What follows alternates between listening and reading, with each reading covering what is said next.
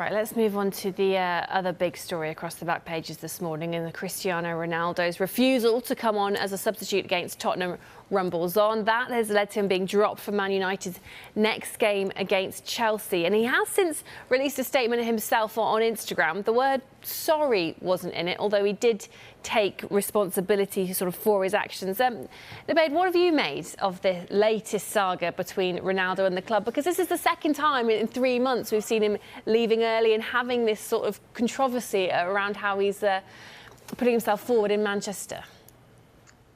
I feel like I've got a very unpopular take on this. I think on one hand, obviously you have Ronaldo's situation that he wants to play, and I don't actually know what's going on because at times Ten Hag's praised him and said he's in the shape of his life and this is the Ronaldo he wants. And then asking him to come on for the last couple of minutes against Spurs in a game that was completely finished, essentially, in my personal view, is a little bit disrespectful towards Ronaldo. Normally you bring on a player who's not played or is desperate for minutes or is young. That's generally what you would do to waste time. I think then Ronaldo walking off is also disrespectful. But I just think Ten Hag probably played this right to just about.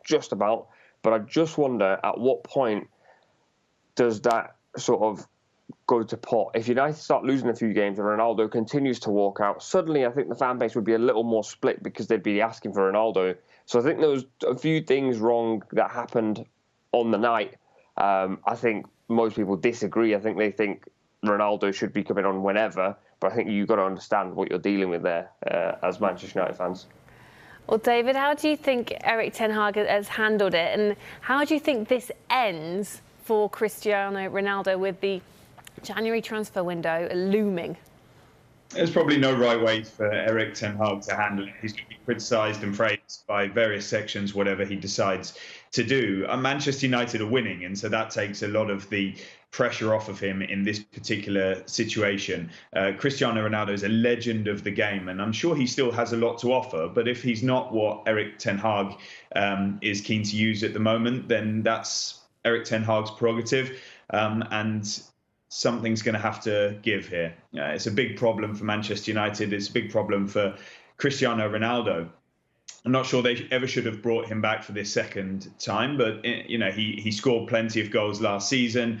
But the writing's been on the wall since he returned from his summer holidays, was late back into pre-season training for family reasons. And he made it clear to United that he wanted to go. He wanted to play for a Champions League club and challenge for the biggest honours in this final chapter of his career.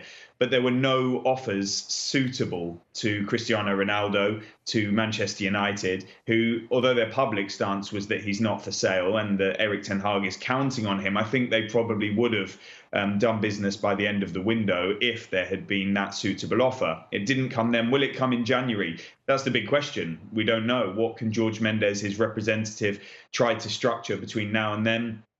Will Manchester United sort of be encouraging of that in contrast to their public stance in the summer, or will it wait until next summer? Cristiano Ronaldo, if he's involved, if they can reintegrate him, which by the tone of his statement suggests he wants to be to an extent, then perhaps they can all get on with this amicably. But after events of yesterday, you feel it's a matter of when rather than if he's going to be moving on from Manchester United. And that's sad because it's a situation and a relationship that's been really strong over the years, but now clearly that's not the case. And at 37 and wanting to shine for a few more years, it looks like that won't be happening at Manchester United. But we shouldn't be too dramatic. It's not impossible that they can sort of patch up and get through in some form, whether it be until January or the summer.